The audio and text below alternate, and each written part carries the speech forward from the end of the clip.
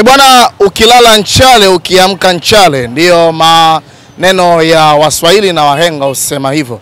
Ukilala nchale ukiamka nchale. Mimi sijui inamaanisha nini. Karibu hapa tuzungumze michezo na burudani. Sehemu pekee tunapoweza kuzipata taarifa hizi ni hapa ndani ya Chapesa Media. Kama bado haujasubscribe, fanya hivyo.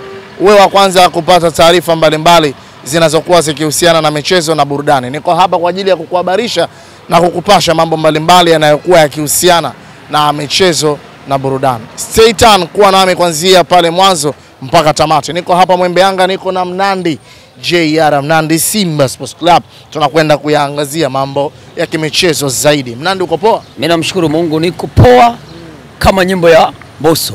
Power. Upo? Na bonge la power. Una bonge? Power. Power. Ila mimi siishiwi power. Element ndio power inaongezeka. Ongezeka hapa. Power inaongezeka. Kwa hiyo mimi unaimba remix yake. Yeah. Bwana, jana nimezishuhudia dakika 90 kwa upande wangu. Kwa upande wako zilikuwa dakika 90 za namna gani? Zilikuwa za jasho na damu. Pamoja kuna baadhi ya wachambuzi wa mchongo wakasema kwamba kile ni kibudu, hakutokuwa na mechi. Yaani kama kipolo tu.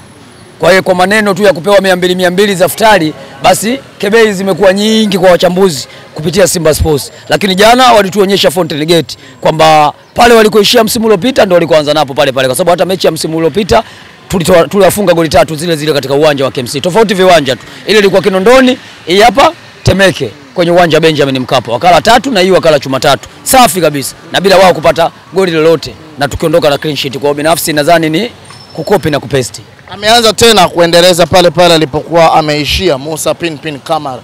Msimu wa mwaka jana alikuwa na clean sheet nyingi zaidi, ndiyo huenda akawa golikipa bora wa msimu. Pengine labda kwa msimu huu pengine ni taswira nzuri ya kuonesha kile kiwango alichokuwa nacho kuelekea kwa msimu ujao.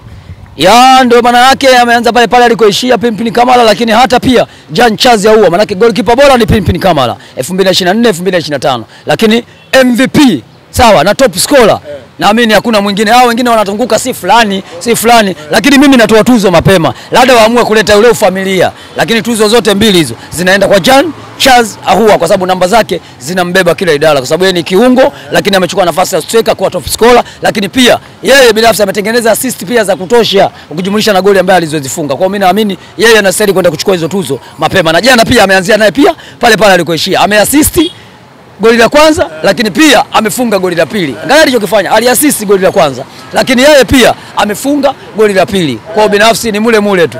Yeah. Bwana, umezungumzia kuhusiana na yeye ndiyo huenda akawa MVP. Amesaidia nini timu yake kufanya kile ambacho watu watashawishika na yeye kuwa MVP?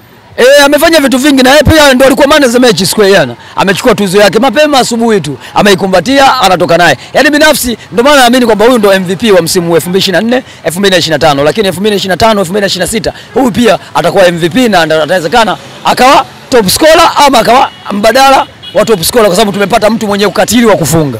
Jana akatuonyesha pale. Black Lion, simba mweusi kumuona katika ardhi ya Tanzania. Jana ameanza kazi yake Benjamin Mkapa akiweka chuma ya 3 kambani. Chuma ya 3. Chuma ya kwanza imefungwa na beki, chuma ya pili imefungwa na kiungo, chuma ya 3 imefungwa na striker. Namba 5 amefunga chuma ya kwanza. Namba 10 amefunga chuma ya pili. Sawa? Namba 9 amefunga chuma ya mwisho ya 3.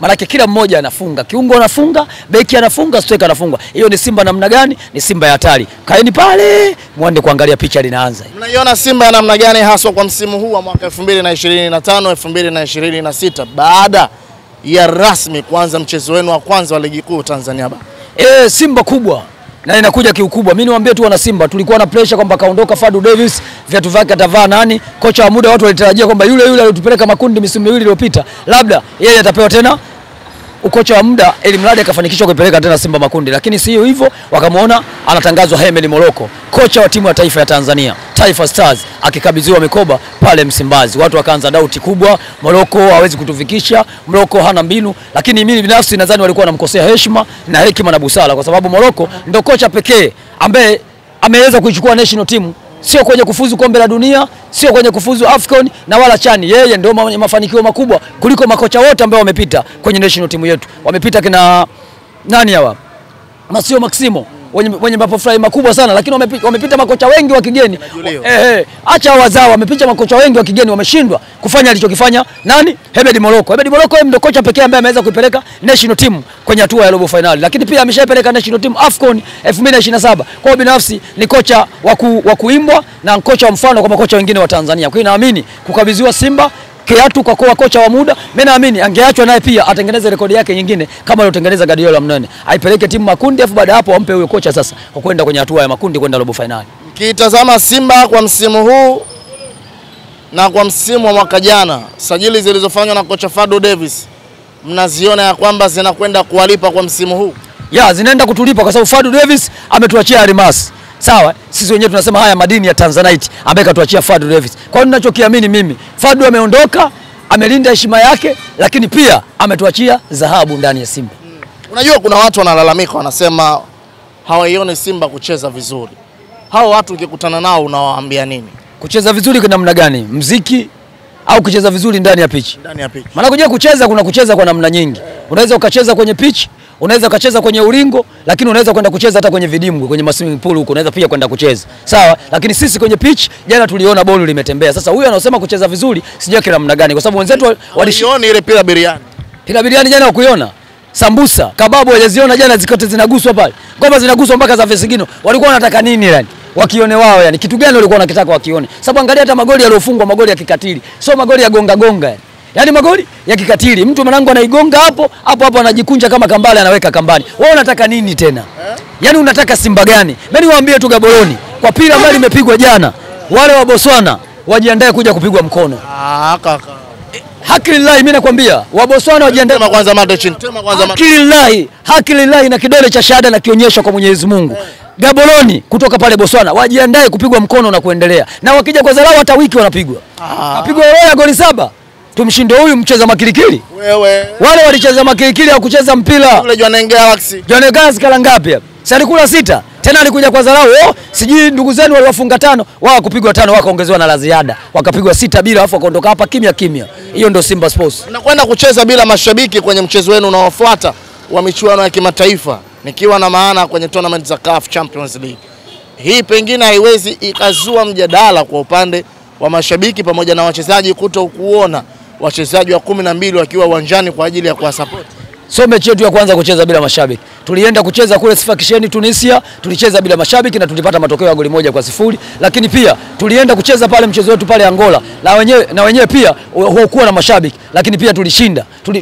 Tulivuka kwenda hatua robo finali tukipata sare ya 1-1 ambaye goli la kwanza tulifunga sisi na assist yao ya goli la kwanza tulitoa sisi. Kwa hiyo binafsi sisi tushazoea kwenye hizo kazi, lakini pia tulitafuta nani atakuwa namba 1 kuelekea kwenye makundi. Tulimgonga hapa Constantine chuma 2-0, Benjamin Mkapa mpira tukaangalia Mwembe Makundi. Hakuna mshabiki hata mmoja, alikuwa waandishi wa habari na viongozi wa klabu baadhi ndio walikuwepo pale. Wakala chuma 2. Na wale Waarabu wale kutoka taifa kubwa sio hao wacheza makilikili. Hawa sasa tutapeleka vibwengo tu pale. Benjamin Mkapa siku ya Jumapili watajaa vibwengo kama wote. Ndio watakuwa wanashabikia pale kina Jan Chazi au kina Black Lion. Sisi wenyewe tunashangilia Mwembe Makundi hapa. Sisi tutakuwepo tena hapa Mwembe Makundi. Taarifa hawajatoa. Sababu wenyewe wanasema Simba kwamba wamekata rufaa. Wanasubiri rufaa yao kati ya leo ama kesho, inawezekana ikatoka majibu kama tutaingiza mashabiki ama msimamo wa CAF utabaki pale pale. Mimi niseme tu, wasiombe habari ya kuombaomba. Sisi masuala ya kuombaomba kwetu hatuna. Sisi sio shirika la UNICEF masuala ya kuombaomba misaada. Sisi sio watoto yatima. Sisi ni timu ambayo inajiweza, inajielewa. Wao wameshaamua tusiingize mashabiki kwa sababu zao ambaye hazina tija. Mimi sikuona sababu ya Simba kuto kuingiza mashabiki kwenye huo mchezo. Sababu hakuna. Sababu kosa wanasema toka na mechi ile ya Libya. Sawa na ile Tripoli. Sasa ndio mchezo wa kwanza wa mashindano msimu uliopita. Adhabu yake uitumikie msimu unaofuata. Ilikuwa ngao ya jamii ile. Maana ngao ya jamii ndio adhabu yake unaenda kuitumikia msimu ukianza. Msimu ule umeisha, adhabu itakuwa ziishe msimu ule ule. Maana yake washaona kwamba Simba ni wakubwa na Simba ni bora, anasumbua bara la Afrika kwa sasa. Tuanze kumpunguza kasi ili mradi Simba asiendelee kusogea kwenye zile namba alizokuepo pale. Sasa tunaambia msimu sio namba 5. Msimu sio namba 5, tunapanda. Mangapi? Tumekosa sana namba 2. Hamna. Mimi ndo nakwambia msimu Simba hii kucheza finali. Hii Simba. Hii unaichukulia poa blaza nini wewe? Simba na beki kacheza barani Ulaya. Kacheza na Diego Jota, marehemu. Sasa unafanya masiala nini? Yule beki don't touch me, yani hataki kuguswa, yani anafanya kazi yake usimguse. Yani yule beki usimchafue. Yani hataki kuguswa kabisa. Hata jana ulimuona akipiga pasi ya juu pale inafika. Akipiga pasi ya chini inafika. Hajawahi kupoteza pasi. na hajawahi kupiga chenga za kibwege. Yani ni beki ambaye hata maforward wenyewe wanamuogopa. Yani akishika yeye mpira mwenyewe unakaa mita 500 bila kumsogelea. Hasa unafanya masiala. Afu leo hii unaniambia timu ile isiende kucheza finali. Kama timu yake ilicheza nusu finali msimu uliopita Champions League, na msimu huu tuna wachezaji wao wawili wako Simba Sports. Tuna mchezaji mwingine alikuwa Wydad, tumemleta akacheza kombe la mabara, afu tucheze finali kombe la klabu bingwa. Ndio maana wameanza kebei na ziaka mapema. Sasa tuambie tu, mechi zote benchi la ufundi la CAF. Sawa? Lile benchi lenu la ufundi la CAF, Musepe na watu wake wote muwepo pale Benjamin Mkapa, mshuhudie huko Gaborone anavyoshenyetwa. Musepe na jopo lake lote wakutane pale Lupaso, wakakae VIP pale waone tunavyoshenyeta wa Gaborone wacheza makilikili. Sasa tumejipanga msimu huu. Ukiona mtu anaopiga mawe je na matunda. Washa kumwona ndege anakaa kwenye mti hauna majani. Anafanya nini sasa? Anakaa kwenye mti wenye majani na wenye maua ili akarudi pale pengine atapata chakula. Akae mti mweupe kabisa hauna kitu anafanya nini? Mti hauna kimvuli unakaa unafanya nini? Kwa hiyo ukiona mtu unapiga mawe je na matunda. Kwa hiyo Simba ishakuwa bora barani Afrika. Ndio maana CAF anataka kutufanyia uhuni kama tulivyofanyia kwenye finali ya shirikisho kule Zanzibar. Uwanja wetu sasa Lupaso. Mnatupeleka Zanzibar nyewe ndio wenyewe. Alafu mgeni anabuki hoteli kabla sisi wenyewe hatuna taarifa. Ile ni mipango ya kiuni. Sasa hiyo mechi sasa hatuingize mashabiki, tunaingiza vibwengo na tunawashenyeta. Tunaingiza vibwengo pa na tunawashenyeta. Hatuwaachi wale wacheza mekilikili, watu wameambia wamecheza sana ya chenga tawala, waje hapa watakula mchanga. Kule si chenga tawala, hapa watakula mchanga. Bwana, tuma salamu kwa Gaborone United lakini pia vile vile kwa mashabiki wa Yanga Afrika. Nyuma mwiko jiandaeni tu kumfukuza yule Osman Bey. Yuko mbioni kufukuzwa Osman Bey. Kamaliza mechi 5 zote kashinda, karuhusu goli moja. Kocha analalamika. Unataka nini sasa? Mechi 5 zote kashinda. Goli moja tu aliloruhusu nayo wamejifunga wenyewe kupitia Azizi Andambwire. Sawa? Leo kocha analalamika, timu yangu haijacheza vizuri kipindi cha kwanza. Sasa umsifie mpinzani. Kwa nini unalalamika kwamba hujacheza vizuri? Msifie mpinzani, amecheza vizuri, amekuataki. Wewe kuna mpira gani kusema ucheze wewe tu? Huo mpira uko wapi? Huo kama ni ngumi Mandonga anapopigana ulingoni. Sababu Mandonga ndio wote anaweka gadi tu. Yaani ilitokea ile peresu umejikaa vibaya, amekupigia ngome mchomoko akupigi. Lakini yule msimia kubwa anaweka gadi. Ndio kocha huyo anavyoonekana Osman Bey. Yaani yeye anataka timu iwe inapaki basi tu, yeye ndio aonekane kocha. Hakuna mpira huo duniani. Kwa hiyo jiandae kuondoka Osman Bey, warudi kwenye filamu zako. Naona Christmas anamaliza. Afiki Christmas yule. Kama juzi tukacheza na Pamba hawana professional player, wana local player, analalamika. Ngoja aingie makundi. Sababu nyuma mwiko makundi anafika. Lakini akishafika hapo makundi, yule mwamba atashenyetwa mechi zote za nyumbani yule. Kwa sababu makundi hawezi kukutana na watu kama wale. Hata on target hawapigi mechi mpaka inaisha. Hasa wale wa Angola na hawa Pamba, bora si Pamba. Pamba wamewapushi nyuma mwiko mpaka kocha kalalamika. Wa Angola wako nyumbani kwao, hata on target hawana. Sasa hiyo timu hiyo si kikundi cha wauni hicho. Bora hiyo nafasi wauzie hata Pamba hiyo mechi wacheze wao Jumapili. Pengine ataonyesha ushindani. Mule timu hamna. Niweke nukta hapo, nikushukuru sana. Ama una neno lolote la ziada la kuongezea?